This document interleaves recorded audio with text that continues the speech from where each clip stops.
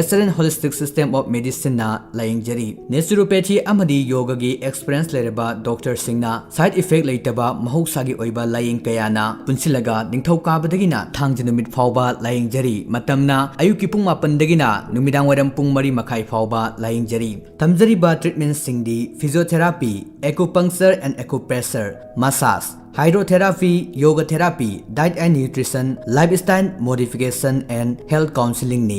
Makal kudingi haksangi chikpanaba I nungsit sengdok hanba, masal tindokpa phanba, saruga mari lenaba anaba sing pukning wakhalgi anaba obesity amadi diabetes, infertility, BP leba paralysis, arthritis, insomnia, migraine, loinana haksangi makal kudingi anaba sing layingbugi kudong chaba pijari.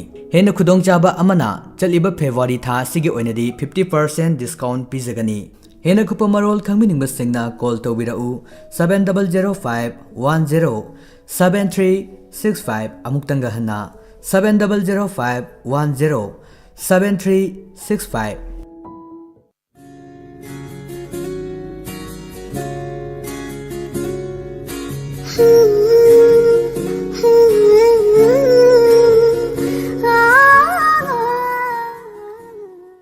Tongan ba pumpham singda makhal mathel gi thoram sing sandokuna tahanjariba asi 91.2 MHz ta sandokjariba Diamond Radio channel astigi ahan ba thoram paringni hojik pumpham asimakta da pujarakli live talent han ki thoram astigi damak tabiriba singbo adongi radio RJ Sonia Mutum amadi Monica na mumanina taram na okchari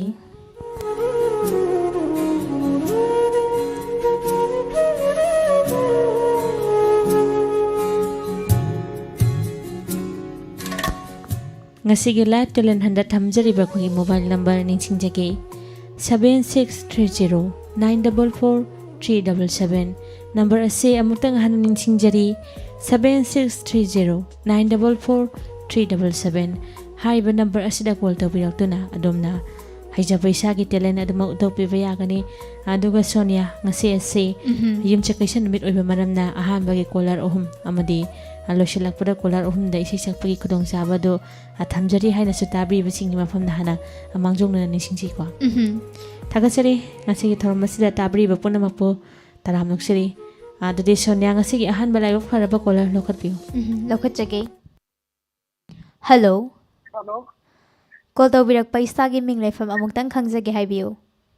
Irengal sabal laikai dagi iboto. Taramnok chari thoram asigi ahan ba caller amasu oire isagi karamba heijaba talent uthokpigadori. Nam chay inda satya So then kudol tambiu taminase. Thongami butong na sakti chay inda utok tamya rake. Ai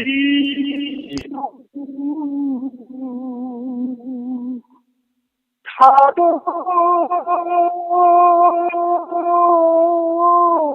kuna takhadi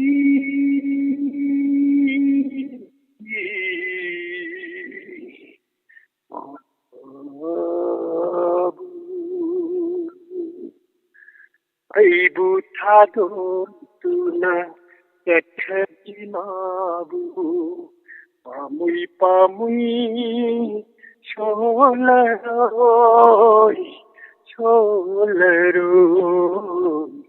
ai bu thado tuna takhadi mabu Phairel thagi angau bilai sil nikuk khuding leptana saghongbi Phairel thagi angau bilai sil nikuk khuding leptana saghongbi oiramle madi Launam puken, oiramle madi. Launam puken, madi aidi. Nung silambida, madi aidi. Nung silambida, aibu thado tuna, dekhadi mabu. Pamui Cholaroi, cholaroi, aibu thadokna tatkhabi mabu.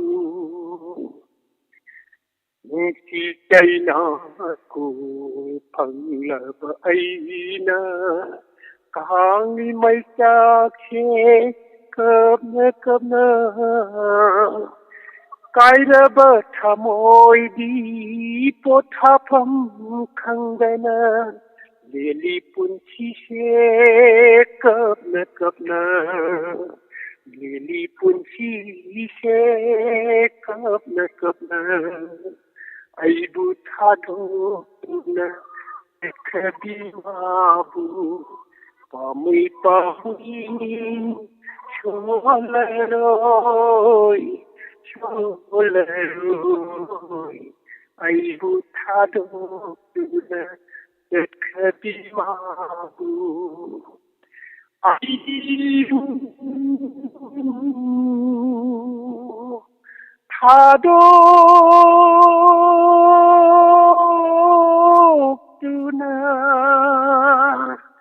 ekhabi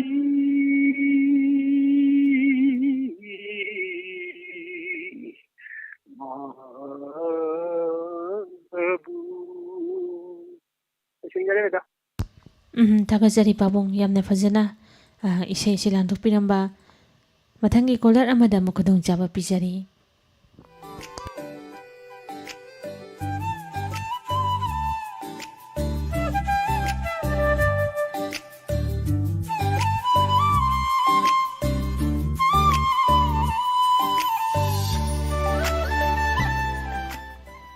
Hello.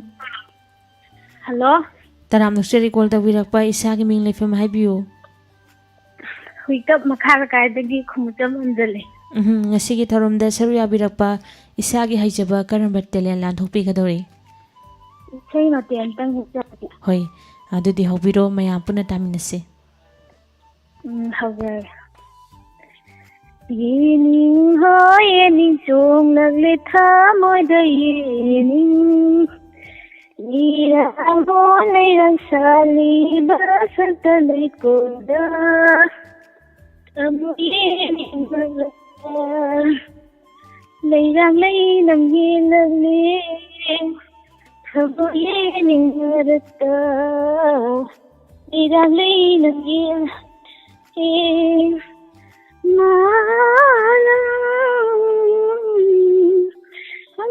Kalu sapu akan bang nusilay lamang kini nungay mang kay kini nusilay lamang kini nungay mang kay kini yening ho yening siyong naglitap yening Nirang ho nirang sali basanta lai koda. Sajari. Thakazari ngasigi tharom asida yamna fazaraba isay amka lathok piramba mathangi kolar amada mukudong jaba pijari.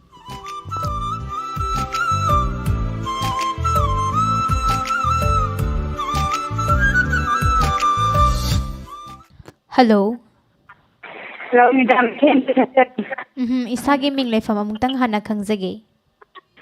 Ay khamotegi khani gaude. Adudi hobirasi. Basanta inungata isen jarati. Hoi. Mujhe nimbacha namseba Lavimba maha lavlen kucha thekna sarasa pamikuto yaurele Yan sindara pasarle Thakazari tharom asida basandagi nongalandai film sidagi Rosibina konjel diamna fajabi isay amka lanthok piramba Thakazari.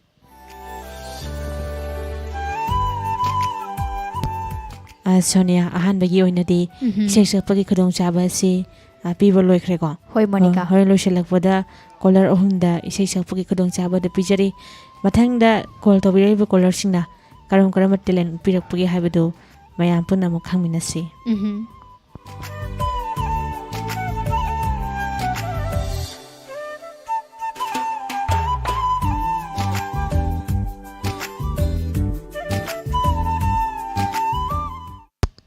Hello. Hello. Tajari isagi ming laifam haibiyo. Phone tawjariba Kaching waidagi Ramchandra. Ngasigi tharomda saruya birakpa isagi haijaba karamba talent lanthokpigadori. Madam, isai gi khudong chaba lebiboge. Isagi kudong sabadi ahanba caller ahumda piba loisinjakre hore loisilakpa caller ahumda isai sakpagi kudong saba thamjari. Ang kano to mamila ay ngalay hawdagi ni tama order ko. Hoi thagatsari. Adu kano to madam. Akoi loina bi pa yan na dade. Hello. Hello Tajari pahen biro. Hello. Hello Tajari isagi ming hana haibiyo. Madam, ay Kaching waidagi tarubini ela. Taram loksiri ngasigi tharomda saruya birakpa isagi haijaba karamba talent lanthokpigadori. Madam, ay monologue amtang khudong tamjarati madam. Hoi mamangdasu dumak madam tarubigi dialogue yamna nungai khiba mayam leikrabani adudi haupiro mayam punna taminasi. Hoi adudi haujagi madam. Hi, tari brane thwa. Nya the. Na lu khong ngo na mo on kuliba. Ni ba karamana marul na makuliba. Hay lamta uslapas na ne popang sinamana mana kat laroi hata sui hata ba. Ta ya da ba ngata. Oh. Ati paham tidak lai. Isi ngai no ya na treda. Ina.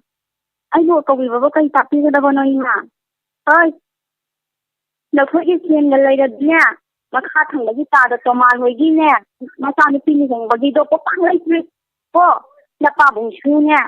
Haba apam da gi kien harwa ha se yadra.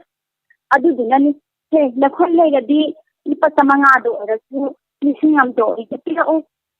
Taba yadaba imungni. Hoi ma.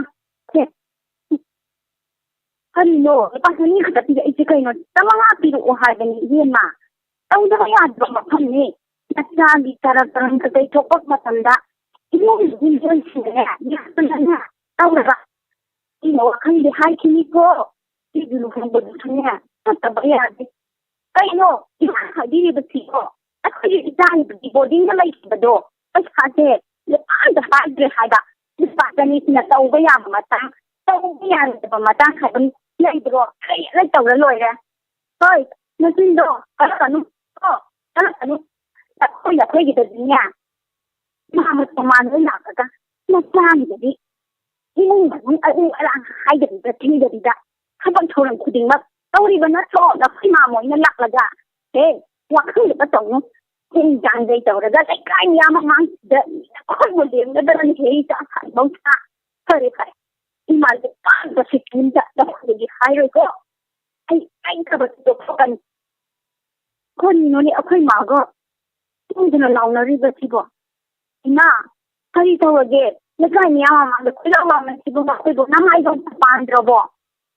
Hey, kaya niya, kasi nga hayda, ha? Ano pa si Sunay? Ay, boyse, no paano bining na ba? Dito, parang mo na binog hindi ba? Ha, hindi, hindi. Ma, nangkawan. Ina na payo ba po pang dito? Kaya ano ha ba? Ay mo na nila huro na ay siya. Mama to man ni masami nung ba do? Bato na, na iba ni ina. Ay, yun, nangyayapira ba na ba? Kung inayapira ka ba? Kaya, yaro. Nangyayapira, tsukya ay nagkataba na magkaliandari ba? Ay naliandari ba hai ba say? Yan na matahan nila na magkwa. Oo, pare na sa ano pa na sineno pa. Nagkamang mapanday karasiya ngay ni mo. Masakiyong he. Kasi kang mausin na paanda kasi hindi ba? Mani makupigan, daki, nata. Kata nga si Daloy Sandarak na ram. ꯌꯥꯝ ꯊꯥꯒꯠꯆꯔꯤ madam ꯇꯔꯨꯕꯤ, ꯌꯥꯝꯅ ꯐꯖꯅ money ꯃꯃꯧ ꯑꯅꯤꯒꯤ ꯃꯔꯛꯇ ꯂꯩꯅꯔꯤꯕ ꯑꯩꯈꯣꯏꯒꯤ ꯐꯖꯗꯕ ꯑꯗꯣ ꯑꯩꯈꯣꯏꯒꯤ ꯃꯦꯗꯥꯝꯅ ꯎꯠꯊꯣꯛꯄꯤꯗꯨꯅ ꯉꯁꯤꯒꯤ ꯇꯦꯂꯦꯟꯗ ꯎꯠꯊꯣꯛꯄꯤꯔꯛꯄ ꯊꯥꯒꯠꯆꯔꯤ. ꯉꯁꯤꯒꯤ ꯊꯧꯔꯝ ꯑꯁꯤꯗ ꯁꯔꯨꯛ ꯌꯥꯕꯤꯔꯛꯄ ꯃꯊꯪꯒꯤ ꯀꯣꯂꯔ ꯑꯃꯗ ꯑꯃꯨꯛ ꯈꯨꯗꯣꯡꯆꯥꯕ ꯄꯤꯖꯔꯤ.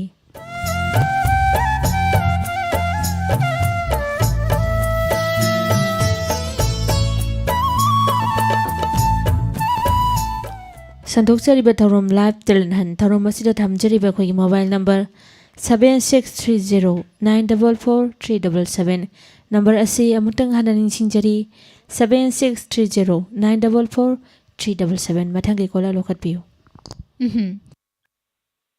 Hello. Hello. Isang kanjagi tawne. ꯋꯥꯔꯧꯕꯤꯕ ꯌꯥꯗꯦ. ꯊꯧꯔꯝ ꯑꯁꯤꯗꯤ ꯏꯁꯩ ꯈꯟꯕꯒꯤ ꯈꯨꯗꯣꯡꯆꯥꯕ ꯊꯝꯖꯗꯦ. ꯊꯧꯔꯝ ꯑꯁꯤꯗꯤ ꯂꯥꯏꯚ ꯇꯦꯂꯦꯟ ꯍꯥꯏꯅ ꯍꯥꯏꯖꯕꯅꯤ. ꯑꯗꯨꯅ ꯏꯁꯥꯅ ꯂꯩꯖꯔꯤꯕ ꯇꯦꯂꯦꯟ ꯑꯗꯨꯃꯛ ꯎꯠꯊꯣꯛꯄꯒꯤ ꯈꯨꯗꯣꯡꯆꯥꯕꯗ ꯊꯝꯖꯔꯤ. ꯊꯥꯒꯠꯆꯔꯤ. ꯃꯊꯪꯒꯤ ꯀꯣꯂꯔ ꯑꯃꯗ ꯈꯨꯗꯣꯡꯆꯥꯕ ꯄꯤꯖꯔꯤ. Hello. Hello. Call tawbirakpa isagi ming leifam amungtang haibiu. Punjaidaginne. Isagi ming kari kaubibage. Hazina ko. Hoi taram nokchari thoram masida karamba isagi haijaba talent uthokpigadawri. Tadabo. Isagi haijaba Hello. Hello tajari. Isagi haijaba karamba talent uthokpigadawri. Hello. Thagachari thauram asida call tawbirakpa.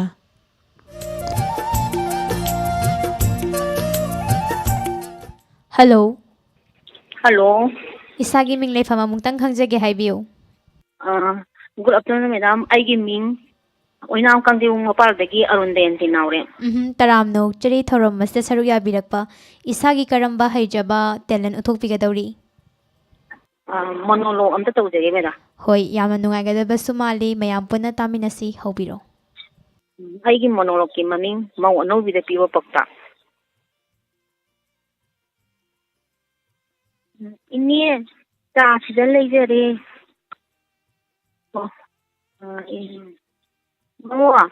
Ini wan ta haigena ngasiti ya. Ati hati da no ini ya. Cinita. Akoi buhong bagine. Kujabata ta apa pasha singdo. Nang inu pa ne. Tahalun mo ba. Nani yung katanaraga ne. Dukan deki ne. Sino. Pi ama. Lolo hai panita. Ato ini ya. Hindi na tarabati. Yadrabo. Hindi ka kilo ba yadabro ini ya. Yadi. Ato ne. Nanggine. Yaw kilipat gas ne. Sintex ne. Washing machine ka to. Ato filter masama siya yaw ito na. Ato po na magto. Sisinarun ko. Ano ba niya? Nanggine. At napisi. Luhong bagay niya. Hamdalo ko. Mahidaw ko na ba? Naman na niya. Malahira siya niya ng dilaro ko. At sasanati ko. Namasi. Nang laban na ba? Ay ko din aning mo yung mayumtangan niya karalay halurage. Orino ni mo inahayag sibo. Ikan na mayun pandadati. Ano ba mayama malay bayara ba kansida? Kariwang sangang na ba sibo? Ay bo. Noong numamada ngairi ay po kibo kitali mo imong kita layto. Ay po nangani ko to chapati yumdale ho mo na paduri bra khangge ta. Ta mo gi ni sidia. Ay po kamay to no khangge. Makoy sibo kaning ngai ga antale ta sa lan ni. Ay kitali ada. Sige imong sibo mayin sida ani ga suida na haga. Ay kitali po nungai to ri. Pumay yang manungai to ri. Kayo to rin sibo. Woman mamaduwa sibo mapakta. Mo ano bida tiba honda dala kaya ba. Makoy kita sibo ibo kangge ni. Kapay to no kangge da. Ay kumpan mo kaya ro tori. Losinderage meda. Thagachari. Yamnasu nungai. Ngasigi thoram asida saruk yabirakpa mathanggi caller amada khudongchaba pijari.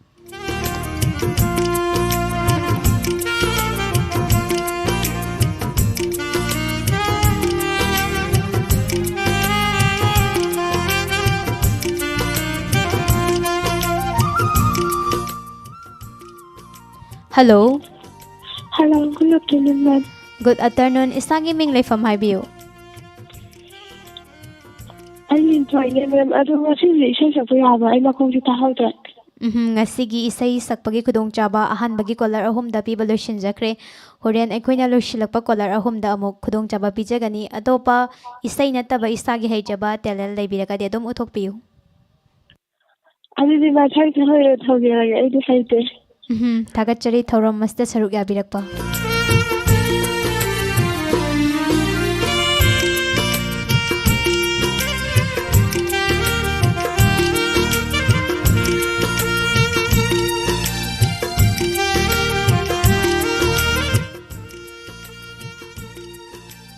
Hello.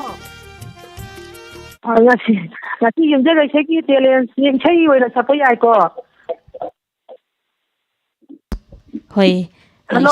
Hoi tajari isai sakpa budi ya ya debo loiselakpa caller ahum da koina isai sakpa ki khudong chaba pijabani hawjikti isagi haijaba talent dialogue kumba oina atopa le ka de mu thu pi ya gani isai sakpa ki khudong chaba di loiselakpa caller ahum da koina pijabani. Thagachari ngasigi thoram asida charu yabirakpa.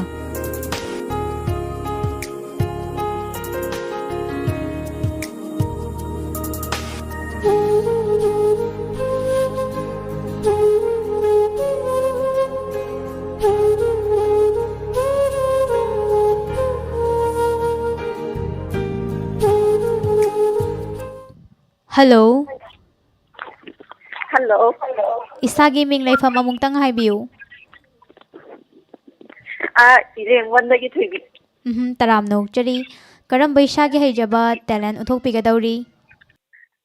Sapa yaba. Monica akhui singa saidagi su hogna haijakre radio se taraga khitang try tobiradi amuk hena mayam se Hoi. yam nungai jagani haina thoram sisu yam fajagani haina su khanjai. Hoi masina su hina thoram masida masak thibagi macham su heli amuktang hana tabi bisingi mafamda thamoi sengna nolokna nisingjaduna haijage isai sakpagi khudong chaba si koina yumje kaisa nimit kidi ahanba caller ahum amadi loiselakpa caller ahum da isai sakpagi khudong chaba pijai aduga nongmaijing nimita thamjaba live talent hana isai sakpagi khudong chaba du thamjade aduga sagon sen nimita nungdangi pung 3 makhai dagi 9 makhai pawboda isai sakna si thoram adumuk leijai masijing da saru yabiyu haina tabi bisingi mafamda nolokna nisingjari mathangi caller lokhatpiyu. Lokhachage. Hello. Hello, good afternoon, madam. Good afternoon. Isagi ming leifam haibiu. Madam, nang atin mamang lakay dagi tagol sem tapak le mani madam. Taram na okchari ma'am thoram masida saru yabirakpa. Isagi karamba haijaba talent uthokpigadawri. Madam, isan ijaba monologue amakak tawjirake sa madam. Hoi adudi yamna nungaigani soidana khudol tambiyu taminasi. Tawjirake madam. Ay monologue ki mani. Baku ko masabu daram khangana khamna saba tawbi no tawjirake ay monologue. Hai dema nakhoi bu tabra na he. Isudubu iskun sakpa hindi brane. Matam si su yo krene. Hen krani ne nakhoi bu. Tare baji. Ibungo suma thilo sinduna thorakle. Pupu ay iskun chalu kige. Baba mama ay iskun chalu kige. Ibungo lambi da hun na yengaga ni thi na chalu ko gari na chukun ko. Ay ma. Tabra nango. Isudubu iskun chakri bara. Hen krani ne. Tare baji. Chakrabni. Maya maga gari tungina krabani. Yai ma. Imauga nakhoi anina chatkadawribaduna kadayda chatkadawriba nakhoigi tarastalai khuramba haibadugane he hoi baji namong nupiga akhoi ani tarastalai khuramba yai ma ipawa haibe nakhoina lai khuramba chapadu ipa yai ipa karesu kaide adubu iswadi amakakani nakhamoi sengna khuramu na thamoi sendrabadi isorna tandire ko ipa macha ipa ipugi asyengba laini dharambu satana ni to miran tagi lainingbu akyengbani alibani na khoina ha yaina nangi nupina macha chengbukana la lole ꯆꯥꯛ ꯊꯣꯡꯂꯦ ꯑꯗꯨꯒ table ꯃꯊꯛꯇ ꯊꯝꯂꯦ ꯑꯗꯨꯒ ꯆꯥꯛ ꯌꯦꯟꯁꯥꯡꯗꯨ ꯄꯨꯟꯅ ꯆꯥꯃꯤꯟꯅꯔꯦ ꯃꯁꯤꯕꯨ ꯅꯨꯄꯤ ꯑꯣꯏꯕꯤ ꯑꯃꯒꯤ ꯂꯤꯆꯠꯂ ꯌꯥꯏꯃ ꯏꯄꯥꯗꯤ ꯌꯥꯅꯤꯡꯗꯦꯀꯣ ꯐꯔꯦ ꯐꯔꯦ ꯆꯠꯂꯣ ꯅꯈꯣꯏꯒꯤ ꯊꯕꯛꯇꯣ ꯆꯠꯂꯣ ꯁꯤꯗ ꯑꯔꯥꯡ ꯍꯦꯛꯅꯕꯗꯅ ꯁꯦꯡꯉꯤꯒ ꯁꯦꯡꯗꯦꯒ ꯑꯩꯈꯣꯏꯒꯤ ꯑꯄꯥꯝꯕꯗꯤ ꯀꯩꯅꯣ ꯅꯈꯣꯏꯅ ꯀꯔꯤ ꯆꯠꯊꯧ ꯂꯩꯔꯗꯅ ꯂꯥꯛꯑꯣ ꯇꯥꯃꯣ ꯆꯠꯂꯁꯤ 이봉모 ꯅꯪꯒꯤ 스쿨ꯒꯤ 유니폼 라이팅 플랫 ꯂꯣꯏꯅ ꯁꯨꯅ ꯍꯣꯡꯉꯕꯅꯤꯀꯣ ꯂꯣꯏꯁꯤꯜꯂꯒ ꯊꯣꯔꯛꯂꯣ 이마 이짜기 망골 오나가 লাই খুরমলම්বো 이짜수 লাই খুরম자 পরীক্ষা চলবা তৌরো লাও এই চালু কিগে চলো ইছুচিদি akaw ama talagtana iramuko puno bor pirabani daga mama ay salukige sinabi bungo isana akamba makai loy na iramuko kaudaba ko sinabi bungo pupune mama ne baba ne kumna maki bor nai pa ko uko sinabi bungo ang mama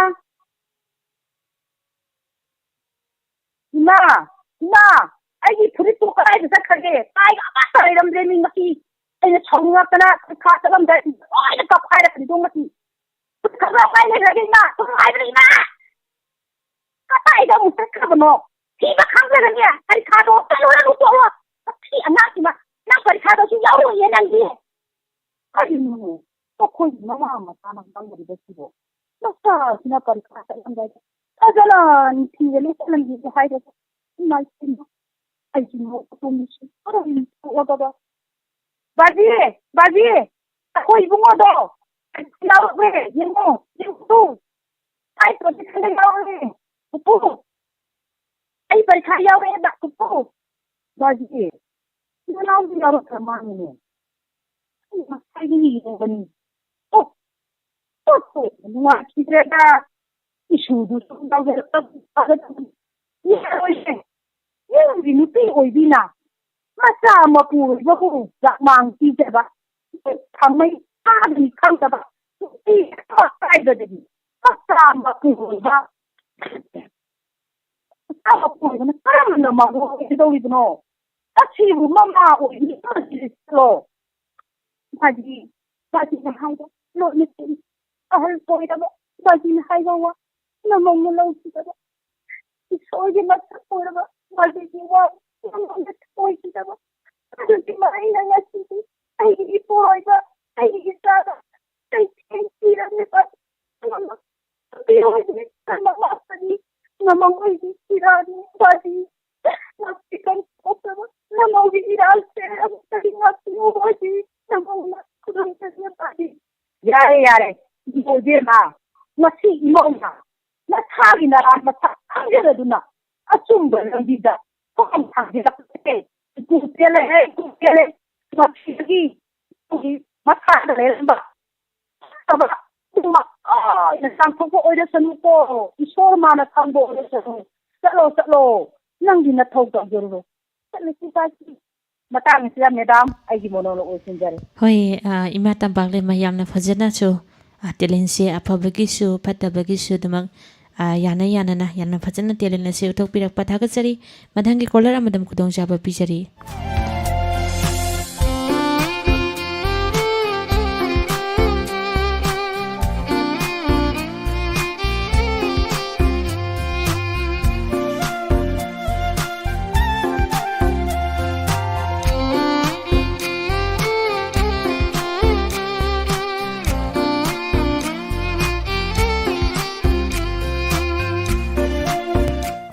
ꯊꯧꯔꯝ ꯑꯁꯤꯒꯤ ꯃꯈꯥ ꯇꯥꯔꯛꯄ colour ꯂꯧꯈꯠꯆꯔꯤ hello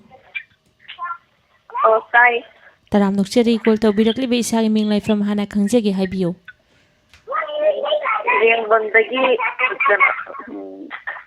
Sophia ꯍꯣꯏ ꯏꯅꯥꯛꯇ ꯑꯉꯥꯡꯁꯤꯡꯁꯨ ꯈꯔ ꯂꯥꯡꯕ ꯃꯥꯜꯂꯦ ꯑꯗꯣ ꯈꯤꯇꯪ ꯆꯠꯊꯣꯛꯄꯤꯔꯒ ꯋꯥꯔꯤ ꯋꯥꯇꯥꯏ ꯉꯥꯛꯇꯪ ꯁꯥꯟꯅꯕꯒꯤ ꯈꯨꯗꯣꯡꯆꯥꯕꯗꯨ ꯊꯝꯖꯔꯤ ꯈꯔ ꯆꯠꯊꯣꯛꯁꯦ ꯍꯣꯏ ꯏꯔꯦꯡꯕꯟꯗꯒꯤ ꯁꯣꯐꯤꯌꯥ ꯍꯥꯏꯕꯤꯕꯅꯤꯀꯣ ꯍꯣꯏ ꯉꯁꯤꯒꯤ ꯊꯧꯔꯝꯗ ꯁꯔꯨꯛ ꯌꯥꯕꯤꯔꯛꯄ ꯏꯁꯥꯒꯤ ꯍꯩꯖꯕ ꯀꯔꯝꯕ ꯇꯦꯂꯦꯟ ꯂꯥꯟꯊꯣꯛꯄꯤꯒꯗꯧꯔꯤ ꯗꯥꯏꯂꯣꯛ ꯃꯇꯦꯛ ꯑꯃꯇꯪ ꯇꯧꯖꯩ ꯍꯣꯏ ꯍꯣꯏ ꯑꯗꯨꯗꯤ ꯍꯧꯕꯤꯔꯣ ꯃꯌꯥꯝ ꯄꯨꯟꯅ ꯇꯥꯃꯤꯟꯅꯁꯤ ꯑꯍꯥꯟꯕ ꯐꯪꯕ ꯌꯥꯝ ꯄꯥꯈꯠꯂꯦ ꯍꯣꯏ ꯄꯥꯈꯠꯄꯤꯒꯅꯨ ꯑꯗꯨꯃꯛ ꯋꯥꯈꯜ ꯐꯥꯊꯕꯤꯌꯨ ꯀꯩ ꯏꯟꯖꯥꯡ ꯆꯥꯕꯤꯔꯒꯦ ꯉꯁꯤꯁꯤꯕꯨ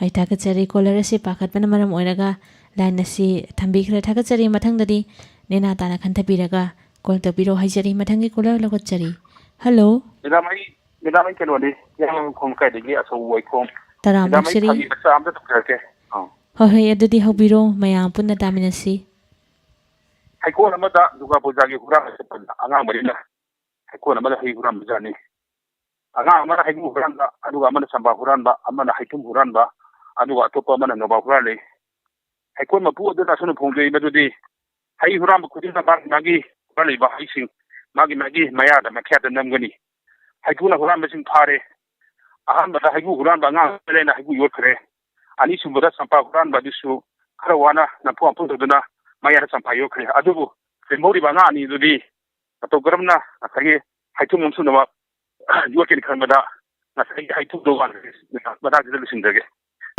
ꯍꯣꯏ ꯊꯥꯒꯠꯆꯔꯤ ꯁꯥꯔ ꯑꯆꯧꯕ ꯉꯁꯤꯒꯤ ꯊꯧꯔꯝꯗ ꯐꯥꯒꯤ ꯑꯣꯏꯅ ꯄꯨꯕꯤꯔꯕ ꯋꯥꯔꯤ ꯃꯇꯦꯛ ꯑꯃꯈꯛꯇ ꯏꯕꯤꯔꯝꯕ ꯊꯥꯒꯠꯆꯔꯤ ꯃꯊꯪꯒꯤ ꯀꯣꯂꯔ ꯑꯃꯗ ꯈꯨꯗꯣꯡꯆꯥꯕ ꯄꯤꯖꯔꯤ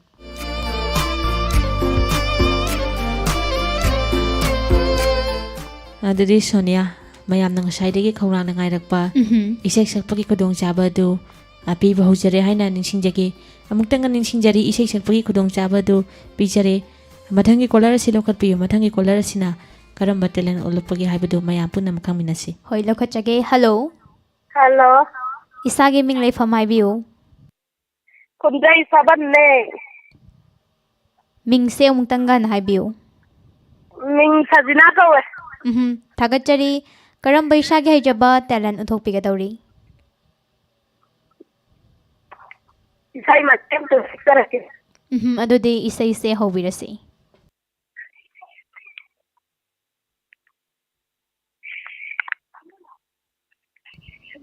ꯍꯜꯂꯣ ꯍꯜꯂꯣ ꯍꯧꯕꯤꯔꯣꯀꯣ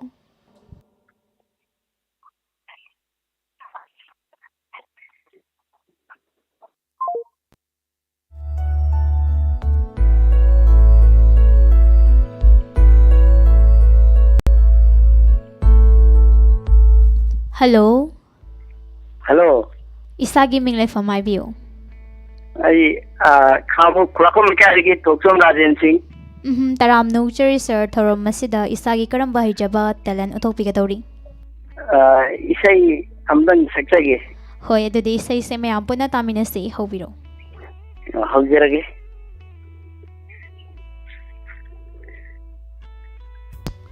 ꯍꯧꯕꯤꯔꯣ ꯃꯌꯥꯝ ꯄꯨꯟꯅ ꯇꯥꯃꯤꯟꯅꯁꯤ ꯌꯥꯏꯐꯕꯤ ꯑꯣꯏꯌꯨꯀꯣ ꯅꯨꯡꯁꯤꯕꯤ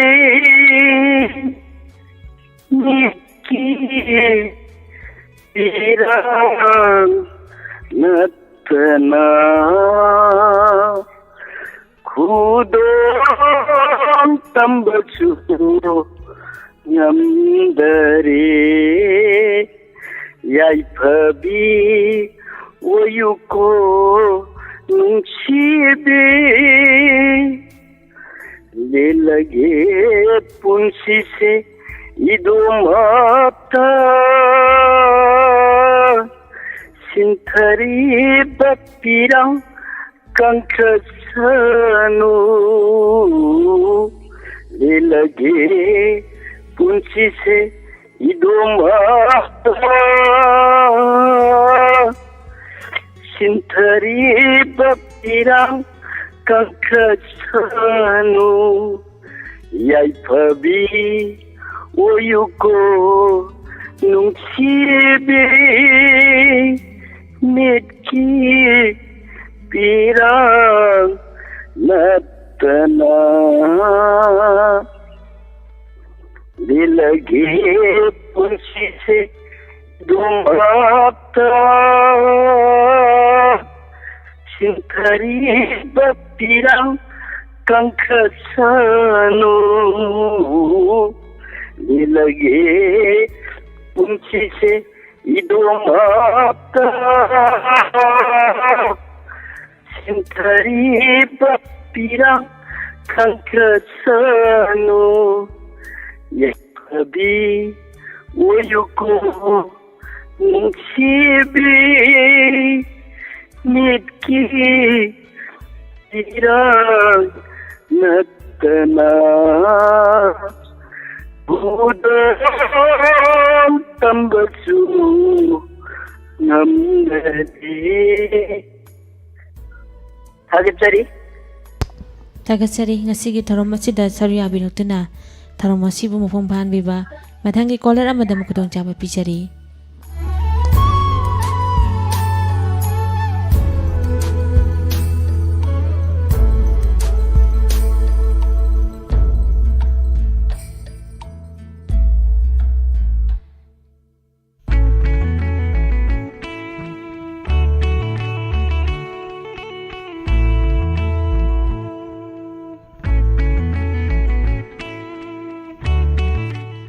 Hello?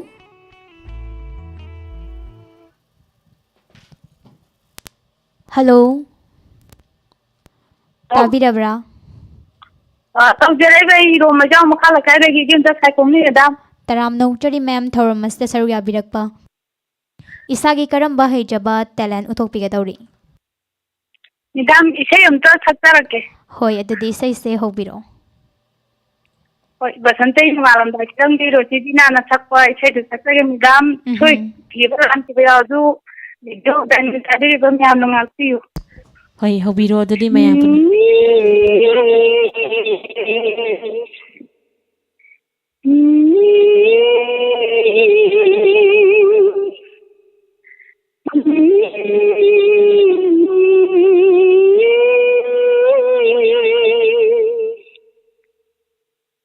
우전인가 삭담 영칠바 라판닝바 마하라라니 구사택둔 빠르까 카우랑낭아이라카누미또 요르글리 노이르글리 아hingi amamba 요르글리 노이르글리 아hingi amamba 바산땅에 농아람도 아이나 Love, love, love, love,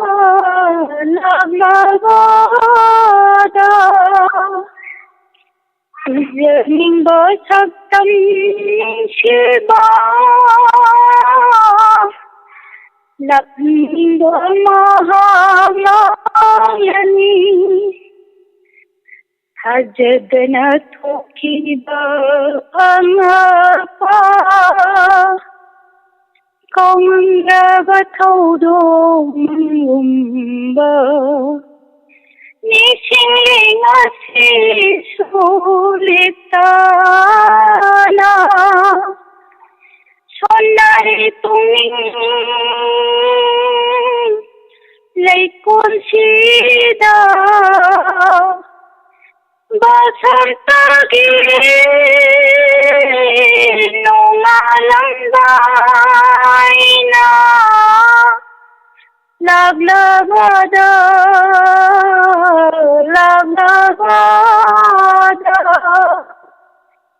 tujani asaktam shiva lakhanda mahalalani Puningi langana lingkaba Asagi lairang paringi Kanghauda umlapan ulaina Sajay na hali Lairang laina Basantagi nungalamdarina laglabada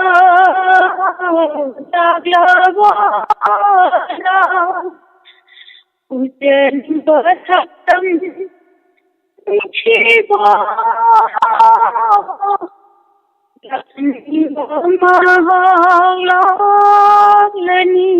Madam, saya tulis sendiri. Tagasari tharom masida sarya biroktuna tharom masibu mafum bhanbi mathangi kolar madam kudong chaba pichari.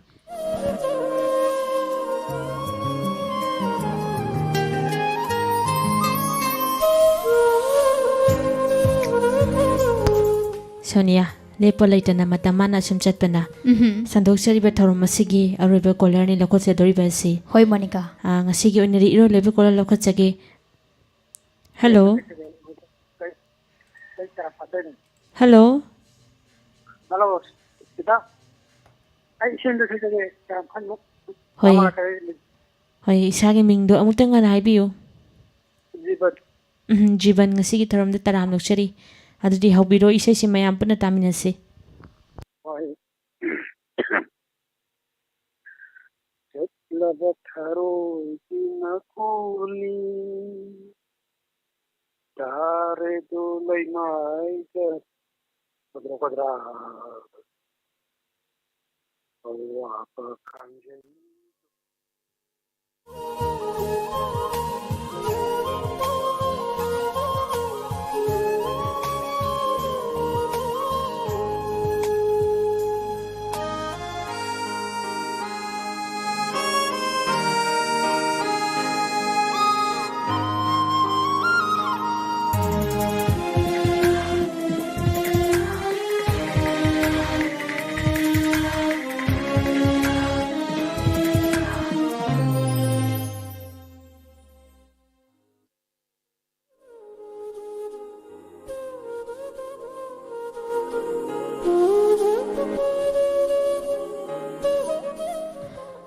Monica, ngasigi oinadi live talent hanki thorom se matang asida loshinjana do tokse aduga Monica dagi talent matek amatang tamina se mayam da khudol tambi aduga aigi side dagi su isai mate amatang mayam da tahanjage Do Sonia aigi di dialogue ni mayam ning khangbira bani da Sonia gi isai ni na Sonia gi isai se han hobiro daga lisilakpada dialogue si mutamina se hajariba. Monica ay wakhandana aigi isai se arangbo oiramadi Monica gi sina amo dialogue se atapo oiramadi kapna lotion bado nungaite dana nok na lotion ba Monica gi dialogue se ana tawmina se daga aigi isai se muk saksage Sonia waru biba yade ngasi di aina ngamjaba tare ko Sonia isai se han hobiro. Hoi adadi Monica na hairabanina isai se aina hana saklage. Hoi hobiro.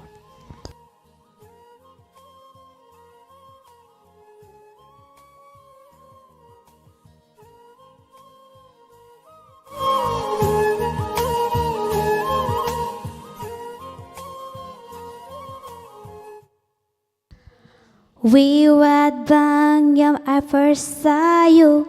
I closed my eyes and the flashback started standing there on the balcony in the summer air. See the lights, see the party, the bargain. See you make your way through the crowd and say hello. Little did I know that you Romeo were throwing Babin, and my daddy said stay away from Juliet, and I was crying on staircase Juliet on beginning to go. And I said, Romeo, save me somewhere we can be alone. I'll be waiting all day you're left to run. You will the princess, I'll be the princess. Such a love story, baby, just say yes. Monica matang asida lushilage. Oi Sonia, yang fajana sakpi kira tadi, ayi taran mulak coba aja batari ko. Ado di ayi dialog sida mati emuteng Sonia na mating pangbiu. Monica karamba matang no pang dise. Akapi gini Sonia na ayi mana bi mati emuteng sabiro. Hoi.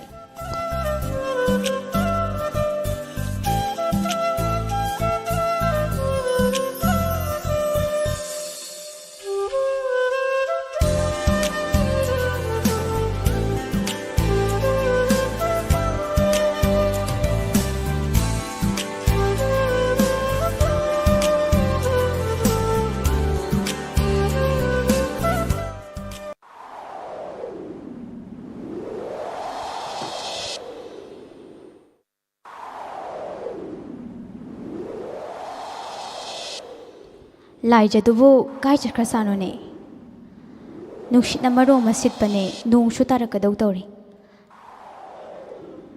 ꯂꯥꯏꯖꯥ ꯂꯥꯏꯖꯥ ꯄꯨꯔꯅꯤꯃꯥ ꯀꯩꯗꯧꯔꯦ ꯀꯩꯒꯤꯅꯣ ꯅꯪꯅ ꯅꯨꯡꯁꯤꯠꯁꯨ ꯌꯥꯝꯅ ꯁꯤꯠꯂꯤ ꯅꯣꯡꯁꯨ ꯇꯥꯔꯛꯀꯗꯧꯕ ꯇꯧꯔꯤ ꯌꯨꯝ ꯆꯪꯉꯁꯤ ꯂꯥꯛꯑꯣ ꯑꯩꯗꯤ ꯎꯈꯥꯁꯤꯗ ꯐꯝꯕꯁꯤꯅ ꯑꯩꯒꯤ ꯄꯨꯟꯁꯤꯒꯤ ꯋꯥꯔꯤ ꯑꯣꯏꯔꯅꯤꯗ ꯑꯩꯁꯨ ꯈꯪꯉꯦ ꯗꯥ ꯂꯣꯌꯥꯒꯤ ꯂꯨꯍꯣꯡꯕꯒꯤ ꯖꯇ꯭ꯔꯥ ꯇꯧꯕꯁꯦ ꯅꯪ ꯊꯃꯣꯏꯁꯤ ꯈꯔ ꯀꯥꯏꯔꯝꯒꯅꯤ ꯍꯥꯏꯕ ꯑꯩꯁꯨ ꯈꯪꯉꯦ ꯑꯗꯣ ꯍꯧꯈ꯭ꯔꯗꯤ ꯍꯧꯈ꯭ꯔꯦꯁꯦ ꯀꯩꯁꯨꯝ ꯈꯜꯂꯔꯅꯨꯕ ꯄꯨꯔꯅꯤꯃꯥ ꯉꯁꯤꯁꯤ ꯃꯥꯒꯤ ꯂꯨꯍꯣꯡꯕ ꯅꯨꯃꯤꯠꯅꯤꯀꯣ ꯇꯥꯔꯤꯕ ꯕꯦꯟ ꯑꯁꯤꯅ ꯃꯥꯒꯤ ꯂꯨꯍꯣꯡꯕꯒꯤ ꯖꯇ꯭ꯔꯥ ꯇꯧꯕꯒꯤ ꯕꯦꯟꯅꯤꯀꯣ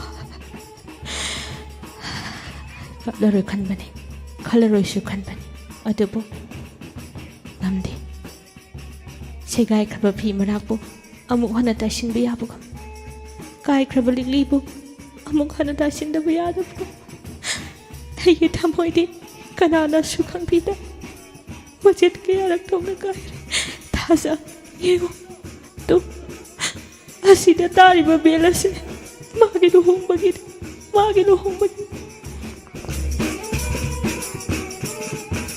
ꯂꯥꯏꯖꯥ ꯅꯪ ꯉꯥꯎꯔ ꯃꯥꯜꯂꯦꯁꯦ ꯃꯤꯅ ꯎꯔꯒ ꯐꯖꯗꯦꯕ ꯆꯪꯉꯁꯤ ꯂꯥꯛꯑꯣ ꯉꯥꯎꯔꯦ ꯑꯩ ꯉꯥꯎꯔꯦ ꯃꯥꯒꯤ ꯋꯥꯈꯜꯗ ꯑꯩ ꯉꯥꯎꯔꯦ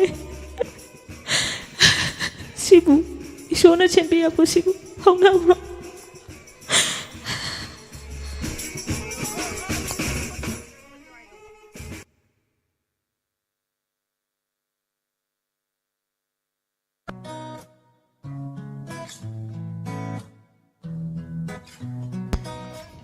Sonia, ngasigidi matang asida losilasi thagatsari. ꯍꯣꯏ ꯃꯣꯅꯤꯀꯥ ꯑꯩꯒꯤ ꯗꯥꯏꯂꯣꯛꯇ ꯃꯇꯦꯛ ꯑꯃꯇꯪ ꯃꯇꯦꯡ ꯄꯥꯡꯕꯤꯕ ꯊꯥꯒꯠꯆꯔꯤ.